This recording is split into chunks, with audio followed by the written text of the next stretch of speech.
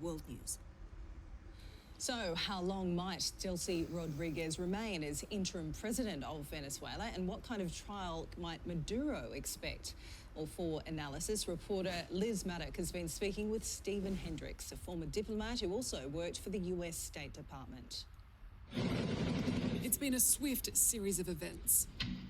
A 2-hour operation to capture Nicolás Maduro, some 48 hours later, fronting court. That doesn't mean his case has been made in haste. Prosecutors have had years and years to put together this dossier against Maduro, and I'm sure that a lot of the evidence that they've been collecting goes back to Obama, it goes back to Biden, goes back to Trump's first term. Nicolás Maduro, he'll have a right to counsel, he'll have a right to be heard, he'll have all the procedural due process that can be afforded.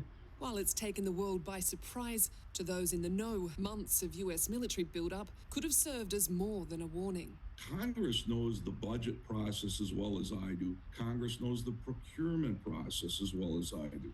They see an aircraft carrier sitting in the Caribbean. They know why it's there. They don't need to be briefed. They've seen this movie before.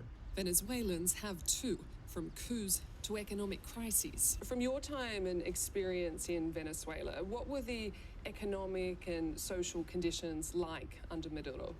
Well, one of the things that they often talk about is the Maduro diet. And it's dark humor. It refers to the fact that the average Venezuelan lost about 40 pounds of weight because of the lack of food. Things were tough. High inflation, high joblessness. It was actually Delcy Rodriguez who dollarized the economy 2-3 years ago, and that took the sting out of the inflation. Wasn't it also Delcy Rodriguez that famously said there's no crisis here? She knew or had to know that they were in deep crisis. Having said that, she has to put on a good face. With Delcy Rodriguez now interim president, many question whether she's the rightful successor. If Maduro was illegitimate because he rigged an election and stole an election, she is as illegitimate as Maduro was. And then what might be a reasonable transition time for elections to be held before the US might start to get real pushback from the international community? Back in the day, prior to Chavez, Venezuela had one of the best electoral systems in Latin America.